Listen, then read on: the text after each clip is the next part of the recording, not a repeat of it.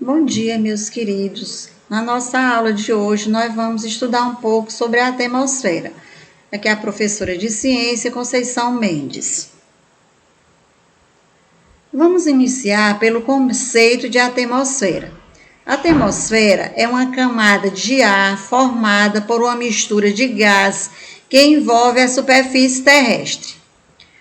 Trata-se de um dos principais elementos responsáveis pela difusão e manutenção das formas de vida da Terra.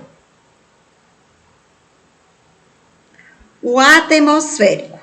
A atmosfera ela é composta predominantemente por nitrogênio, responsável por 78% do seu volume, somado a 21% de oxigênio e 1% de outros gases, como o argônio, o hélio, o neônio, o dióxido de carbono.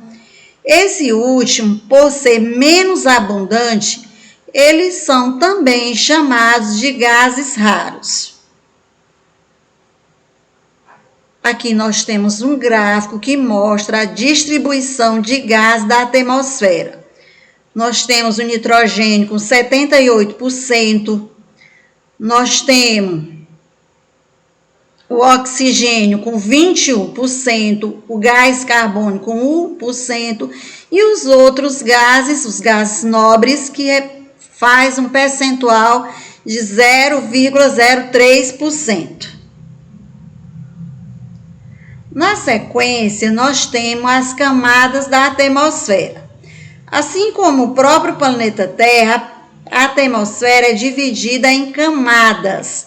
Nós temos aí a troposfera, a estratosfera, a mesosfera, a termosfera e a exosfera. Aí nós temos as camadas da atmosfera. Agora nós vamos ver um pouco sobre cada uma delas. A primeira que nós vamos ver é a troposfera. A troposfera, ela representa a camada mais próxima da superfície terrestre e é nela que os seres vivos vivem e respiram. Nessa camada se forma a maioria dos fenômenos meteorológicos, como chuvas, as variações da umidade. Pela troposfera circulam os aviões de carga e de passageiro. A troposfera ela corresponde a quase 80% do volume da atmosfera terrestre e a distância entre seu limite e a superfície da Terra é de aproximadamente 17 quilômetros. Observe que aqui na troposfera é a camada que é mais próxima da superfície terrestre e é nessa camada em que os seres vivos eles vivem e eles respiram. Agora nós temos a estratosfera. A estratosfera, ela estende-se do topo da troposfera até aproximadamente 50 quilômetros. É nesta camada que se encontra a camada de ozônio e também onde circulam os aviões supersônicos. Conforme o ganho de altitude, a estratosfera ela tende a aumentar a sua temperatura, enquanto a pressão do ar continua diminuindo. Temos agora a mesosfera. A mesosfera tem uma expansão de aproximadamente 85 km partindo da estratosfera. Assim como a troposfera, a temperatura diminui conforme o ganho de altitude nesta camada. Por isso, possui as temperaturas mais baixas da Terra, podendo chegar a menos 90 graus Celsius. É na mesosfera que ocorre a combustão de meteoros. A termosfera é uma extensão vertical bastante variável, pois depende da atividade solar. Pode variar de 350 a 800 quilômetros. Raio-X, raio UV proveniente do Sol são absorvidos nesta camada. Por isso, as temperaturas na termosfera aumenta conforme o ganho de altitude. As temperaturas elas podem atingir entre 500 graus Celsius até 2.000 graus Celsius. É nesta camada, na termosfera, que orbitam alguns satélites da Terra. Na termosfera também ocorre um fenômeno chamado de auroras boreais. Nós temos agora a exosfera. É a camada limite da atmosfera terrestre. Esta camada não possui um limite bem delimitado e, por isso, ela se funde com o espaço sideral, com as moléculas constantemente circulando entre elas. O ar é extremamente rarefeito nessa camada e as temperaturas elas podem atingir até 1.600 graus Celsius. Na exosfera, a maioria dos satélites terrestres circulam nesta camada.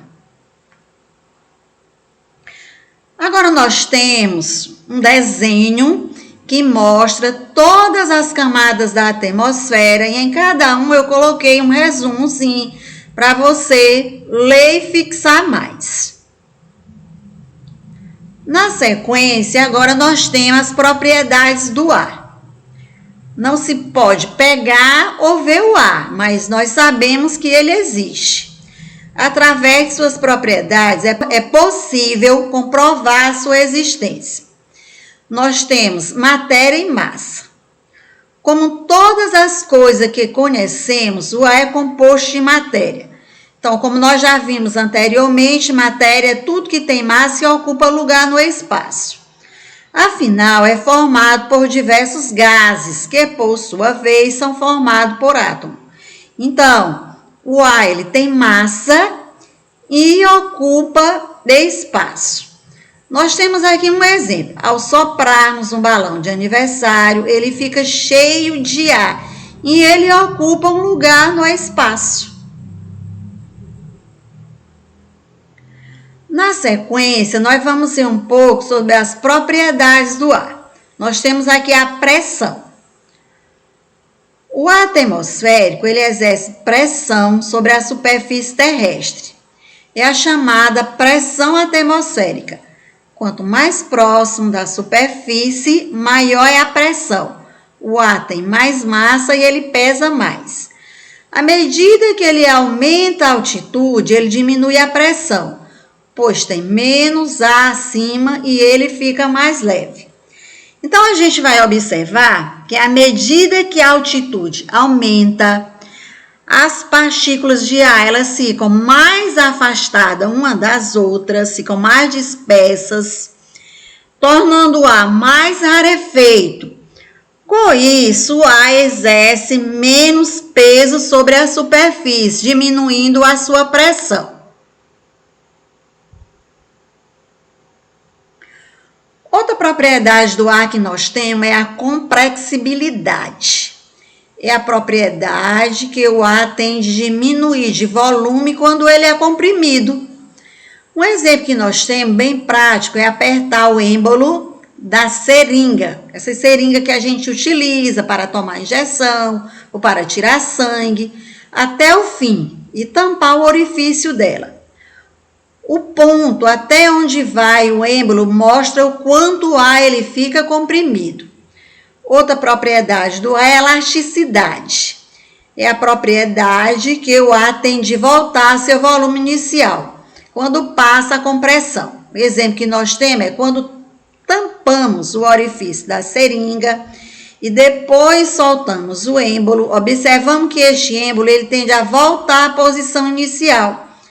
Então, o ar ele volta ao seu volume inicial e assim está comprovando a elasticidade do ar. Outra propriedade do ar que nós temos é a expansibilidade.